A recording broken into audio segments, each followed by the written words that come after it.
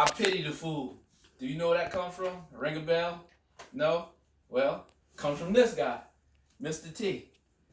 Mr. T, you would think that I pity the fool with such little words wouldn't mean too much. But as you come to see us, I'm gonna tell a little about his life. Those words were very important in his life. According to biography.com, born Lawrence Thoreau on May 21st, 1952 in Southside Chicago, Illinois, he was the youngest of 12 kids.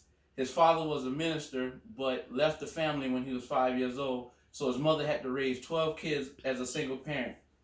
Mr. T. Lawrence, he attended Paul Laurence Dunbar High School. He was a very good student. He had good grades. He was an excellent football player and a three-time world champion for wrestling, which gave him a full-ride scholarship, which he attended Prairie View A&M College in Texas. There, sadly, a riot broke out, and because he was from the city and he was an inner kid as a tough guy, although he didn't have anything to do with it, his face was still seen, and he got kicked out of the college, so he didn't finish. But so he went to join the army as nothing else was left. There he became a police officer in the army, but he was attended it very short. There he said he was a good football player. He tried out for the Green Bay Packers. He almost made the team, but he injured his knee during tryouts, and so therefore he couldn't make the team. According to famousdeaths.com, in 1971 he met his wife, Phyllis Clark. They had 3 kids, but later they divorced. Soon Mr. T had to return to Chicago where he was trying to find jobs, so he washed windows, he worked for cleaners, but a guy recommended him, when you're in such great shape, you should become a bouncer at this local club. So he took the guy's offer up and went to become a bouncer at a nightclub. That would soon become his foot in stardom. There Mr. T decided, he should become more of an enforcer. So while he was home, he saw a documentary on his African heritage, and he saw that the warriors had mohawks and they had beads around their neck. So he said, I'm going to portray that image. So he shaved his head, got a mohawk, and started wearing gold chains because of the African ancestors. They were kings and queens, and they wore jewelry, and so he said, I'm going to celebrate my heritage by dressing that way. Mr. T became known as a local tough guy, as a bouncer. Nobody could get in the club. People became kind of afraid of Mr. T, which helped in the mohawk, which helped his image a little more. And so that caught the eyes of many celebrities that were coming to the club, and they asked him, Mr. T, would you care to be my personal bodyguard?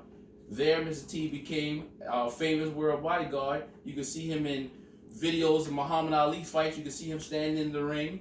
He was Diana Ross's bodyguard for a little while. He was Steve McQueen's bodyguard for a little while. Sugar Ray Leonard. The list goes on and on. He did this for about 10 years. Mr. T also dropped a music album, which is called Mr. T Commandments, and which was a CD that promoted kids to do better, stay in school, don't do drugs, don't fight, anything like that. And it did pretty good on the charts. In 1982, Sylvester Stallone was home, and he was watching TV, and he saw Mr. T win all those Chicago tough guy events. So he called his agent and said that he thinks that guy would be a good guy to play a role in his movie coming up called Rocky III. And there he played a tough guy called Clubber Lang, which he beat Rocky, and was the first to do that in the movies, but he eventually lost because of the movie.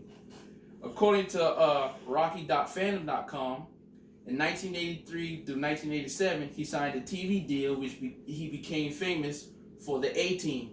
He was there. His name was Sergeant B.A., Bosco B.A.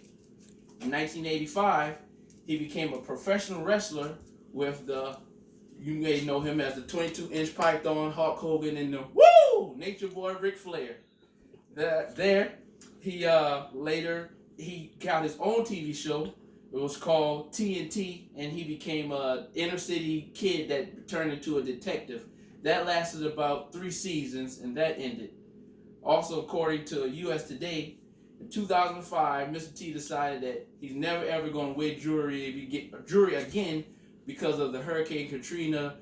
Uh, all those victims he saw on TV, he felt bad. He said is not right that you would flaunt jewelry and money in front of those who don't have it and are suffering like that. So Mr. T donated a lot of all his gold and his time and effort to help the victims of Katrina, and he helped rebuild some homes and everything and other things like that. And then, according to the mentalfloss.com, in 1995, Mr. T discovered he had a tumor. Any of you can guess what the tumor is called? It was called the T-cell lymphoma, because Mr. T, but it wasn't because of him, but that was just a thing he had, which is rare disease. But just like he beat Rocky in that movie, Mr. T struggled and struggled, and he finally beat the cancer. And now to this day, Mr. T is finally cancer-free. And according to the Looper.com, Mr. T to this day is now running a TV show called Home Edition, where he renovates homes and gives them to the unfortunate needs. And he's also a spokesman for Fuse Tea that they're selling in the store right now. So in conclusion, Mr. T is you could say that he's a very good guy. He's a very well-spoken guy. You can't say anything bad about him. And he also set the road for new generations and us today as we should try to live our lives. And you can see a lot of rappers and entertainers today. If you see, a lot of them guys are wearing jewelry and gold and everything because of Mr. T, because he set that precedent. So in conclusion, we want to be more like him, and hopefully we could be as thoughtful and well-spoken and care about the future and generations as him.